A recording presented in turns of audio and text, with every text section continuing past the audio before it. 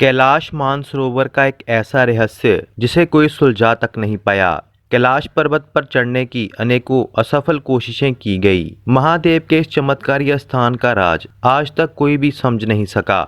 लेकिन इस रहस्य के साथ एक और राज जुड़ा है जो दो इंसानों के साथ ही दफन हो गया। कैलाश पर्वत के पास एक ऐसी गुफा जिसे आज तक कोई भी ढूंढ नहीं पाया, क्योंकि कहा जाता है कि वहां महादेव का आज भी वास है। सन 1980 जब उत्तराखंड के रहने वाले दो भाई समीर और कुमार चमत्कारी ढंग से गायब हो गए और आज तक नहीं मिले। समीर और कुमार के एक साथी संजीव जी कहते हैं कि संजीव और कुमार दोनों भाई एक साधु पुरुष की संगत किया करते थे। कहा जाता है कि दोनों भाई काफ़ी अमीर थे और मुक्ति की प्राप्ति के लिए उस साधु की संगत किया करते थे। साधु का अंतिम समय आया तो साधु ने कहा कि कैलाश पर्वत के पास एक पवित्र गुफा है जहां महादेव का निवास है। उस गुफा को खोजकर तुम लोग मुक्ति पा सकते हो। यह बात सुनकर साधु तो मृत्यु को प्राप्त हो गया, लेकिन समीर और कुमार के मन में वह गुफा ढूंढने की चाह थी। इसी चाह के साथ वह कैलाश पर्वत की यात्रा पर निकल पड़े। रास्ते में अनेकों धामों के दर्शन करते हुए वे आखिर कैलाश के इलाके में पहुँचे। झील के पास उन दोनों ने एक टेंट लगाया और साधु के बताए तरीके से पहले उन्होंने वहां पर पूजा की। एक दिन रुकने के बाद उन्होंने गुफा की खोज शुरू कर दी। 2-3 दिन उस इलाके में वह गुफा ढूंढते रहे, मगर उन्हें कुछ भी नहीं मिला, क्योंकि वह इलाका बहुत बड़ा था। उन दोनों भाइयों के पास कोई भी पता ठिकाना नहीं था। तभी एक दिन वह दोनों भाई एक आस लेकर गुफा को ढूंढने निकले। ढूंढते ढूंढते उनको शाम हो गई। उस दिन ठंड भी काफ़ी थी।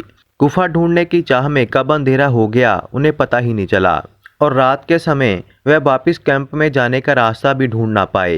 तभी अंधेरे में उन्होंने एक पहाड़ के पास शरण ली। पास जाकर देखा तो वह गुफा थी। गुफा के अंदर जाने पर वहां पर उन्होंने एक प्रकाश देखा।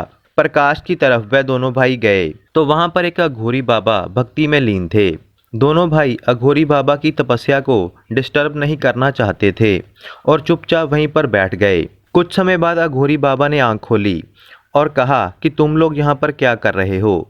तो कुमार ने कहा कि बाबा हमें माफ़ करना, हम आपको तंग नहीं करना चाहते थे, हम रास्ता भटक गए हैं इसीलिए इस गुफा में शरण ली है।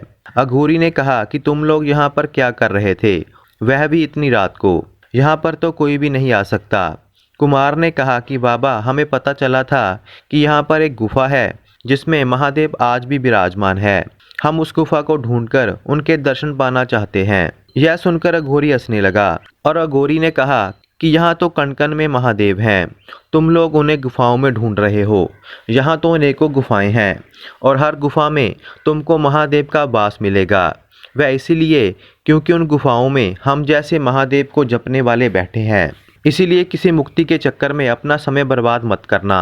महादेव को हर दिन दिल से याद करो तो मुक्ति के द्वार अपने आप ही खुल जाएंगे। यहाँ पर ऐसी कोई भी गुफा नहीं है, अगर होती भी तो मुक्ति गुफाओं से नहीं मिलती। समीर और कुमार उनकी बात तो समझ गए, लेकिन उनका मन टूट गया। तभी अघोरी बाबा ने उन्हें एक मंत्र का जाप दिया और कहा कि अब तुम लोग कहाँ जाओगे। तो समीर ने कहा कि हम लोग अब अपने वापस घर जाएंगे। अघोरी ने उनके गांव का नाम पूछा तो समीर ने अपने गांव का नाम बताया। अघोरी ने कहा कि यह गांव के बारे में मैं नहीं जानता, अपने इलाके का कोई 100 साल पुराना नाम बताओ। तो समीर ने अपने गांव का एक पुराना नाम लिया। अघोरी ने कहा कि अब तुम दोनों आंखें बंद कर लो और अपने गांव को याद करो। दोनों भाइयों ने अपनी आंखें बंद की और अपने गांव को याद करने लगे। जब आंखें खुली तो वह हैरान हो गए, क्योंकि वह दोनों भाई अपने गांव के बीचों बीच खड़े थे।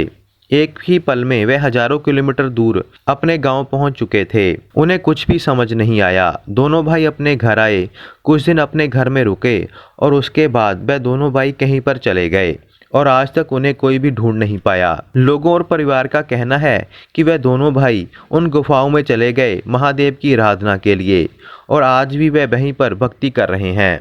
आपका इस बारे में क्या ख्याल है, हमें कमेंट बॉक्स में ज़रूर बताना और हर हर महादेव लिखना मत भूलना।